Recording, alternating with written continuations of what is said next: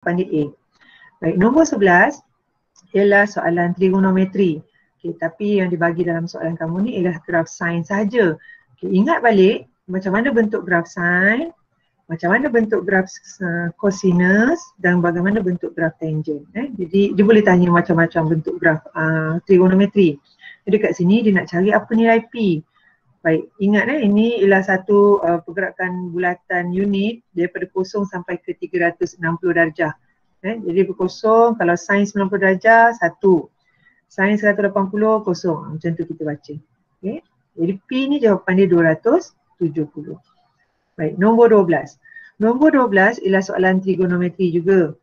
Tapi dalam bentuk segitiga. Baik, langkah yang pertama, kamu gunakan teorem Pythagoras. Untuk menjawab soalan ni, kamu gunakan teorem Pythagoras untuk cari panjang PR. Kerana dia dah bagi tahu sini M dan R masing-masing ialah titik tengah PR dan QS. Okay, jadi kalau kamu tahu panjang PR, kamu boleh cari panjang, boleh gunakan sisi MR untuk mencari sudut X. Baik, langkah yang kedua, apabila kamu dah gunakan teorem Pythagoras, untuk cari sisi PR, kita dapat 12, bahagi 2, 6, 6. Kemudian yang kedua, cari sudut yang sepadan dengan X. Sudut yang sepadan dengan X ialah sudut yang dalam ni.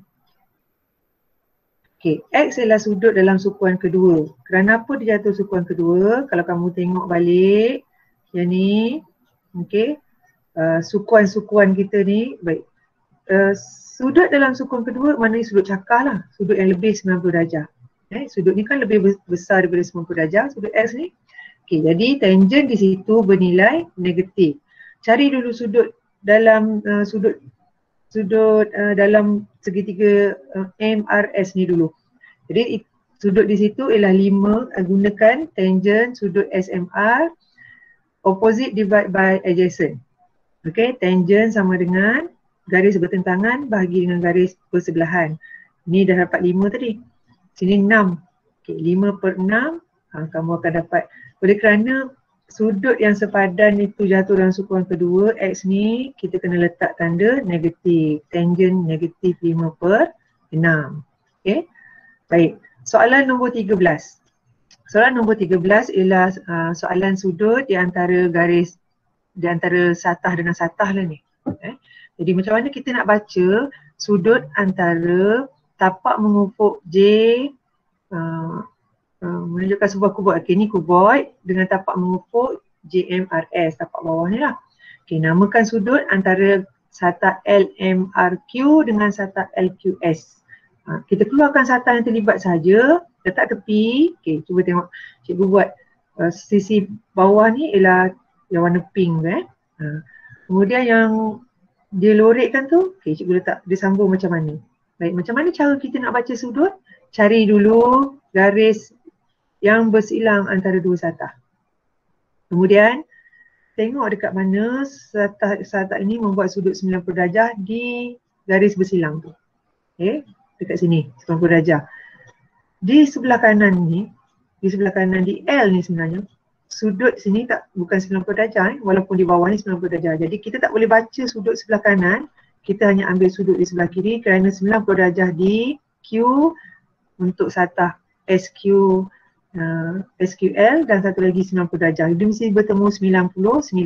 Baru kita baca dekat situ. Jawapan dia SQR. Baik, soalan nombor 14 ialah soalan sudut tunduk dan sudut dongakan. Apa yang penting dalam tajuk ni ialah cari dekat mana garis mengufuk. Soalan kata GH dan JM adalah dua tiang tegak pada garis mengufuk. Okay, sudut dongak bagi titik J dari titik H. Dari titik H maknanya mata kita kat sini. Dongak maknanya kita pandang ke atas. Jadi sudut dongakan ialah JHM. Okay, soalan nombor 15. Okay, soalan nombor 15 ialah sudut tunduk dan soalan sudut tunduk dan sudut dongakan juga. Baik, sekarang ni dia bagi aplikasi. Kumar berdiri di balkoni tingkat 6 sebuah bangunan. Tinggi satu tingkat bangunan itu ialah 6 meter.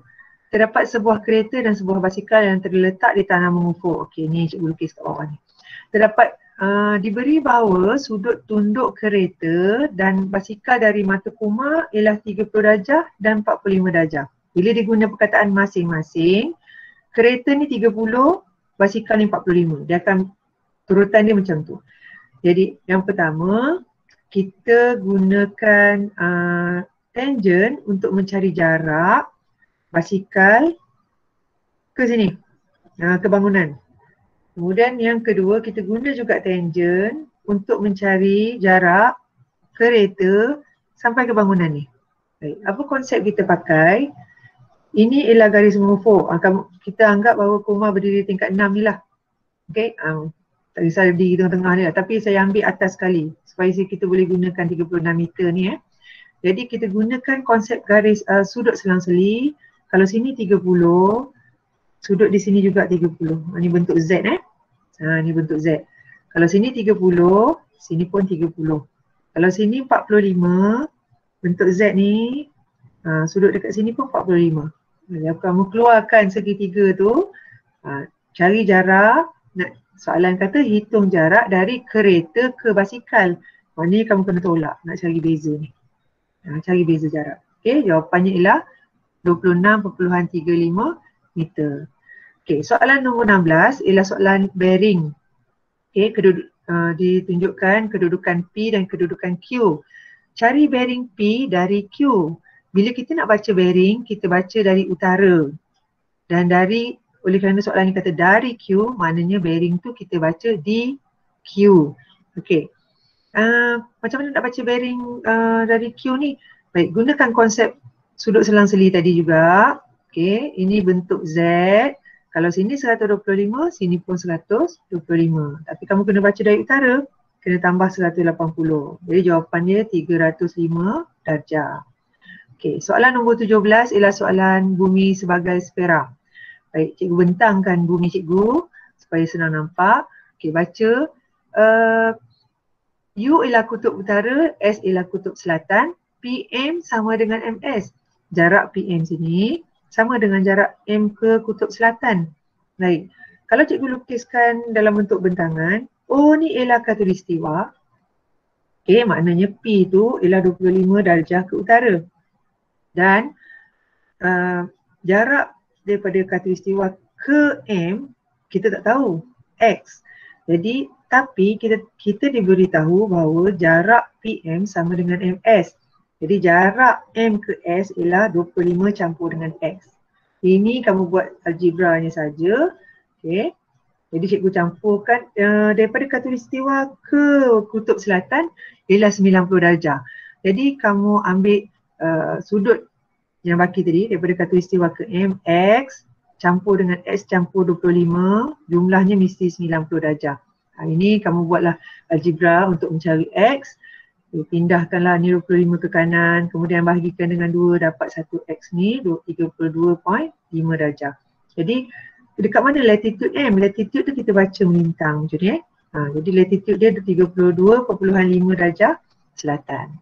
Baik, soalan nombor 18 Soalan nombor 18 ialah soalan ungkapan algebra dan dicampur juga dengan ungkapan kuadratik. Jadi bagaimana kamu nak faktorkan satu ungkapan selengkapnya? Cari faktor sepunya terbesar. Contohnya 36x ni dalam soalan, cikgu pecahkan pada faktor dia 4 darab 9, 36. 36 darab x, 36x. Okey. 36x. 4xy kuasa 2 ni ialah faktornya 4 darab x darab y darab y. Jadi yang mana yang faktor yang serupa, cikgu keluarkan. 4 dengan x ni cikgu keluarkan di luar kurungan. Yang tinggal 9 tolak y kuasa 2. Okey.